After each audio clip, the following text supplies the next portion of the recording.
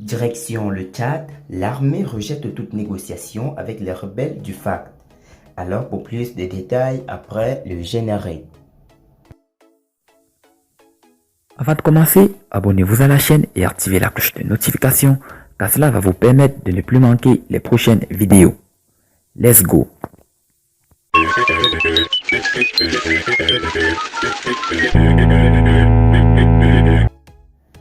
Au Tchad, la junte militaire au pouvoir dit niet aux rebelles du FACT qui sollicitent depuis 24 heures l'entrée en vigueur d'un cessez-le-feu en vue de l'ouverture d'un dialogue inclusif et sincère. Tchad, ce que la transition militaire demande aux autorités nigérianes et au G5 Sahel. Les nouvelles autorités militaires tchadiennes ne veulent pas du cessez-le-feu demandé par les rebelles du Front pour l'alternance et la concorde du Tchad. Le porte-parole du comité militaire de transition l'a clairement indiqué dans une déclaration publiée dimanche. Mahamat Mahdi Ali, chef de la rébellion des FACT, plaide pour la cessation des combats en vue de l'ouverture d'un dialogue inclusif et sincère avec la junte militaire. L'heure n'est ni à la médiation ni à la discussion avec les hors-la-loi, a déclaré le général Azem.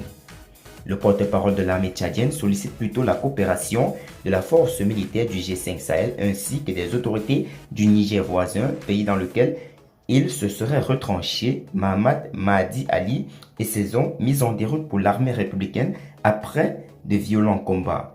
Quelques véhicules de fuyards se sont échappés de la zone de combat en direction de la frontière avec le Niger. Les forces de sécurité lancées à leur trousse avec l'appui de l'armée de l'air ont localisé l'ennemi en petits groupes en train de se regrouper en territoire nigérian entre Ngoutri, Gugimi et la frontière avec le Tchad, dénonce le GMT, qui révèle que ces fuyards tentent d'appeler à leur rescousse des mercenaires et autres djihadistes ayant servi en Libye.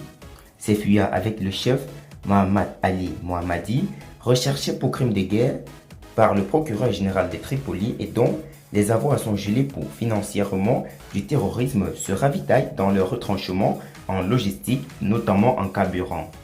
Ils tentent d'appeler à leur rescousse pour les appuyer dans les opérations criminelles plusieurs groupes de djihadistes et de trafiquants ayant servi comme mercenaires en Libye afin d'attaquer et déstabiliser le Tchad, déplore le comité militaire de transition.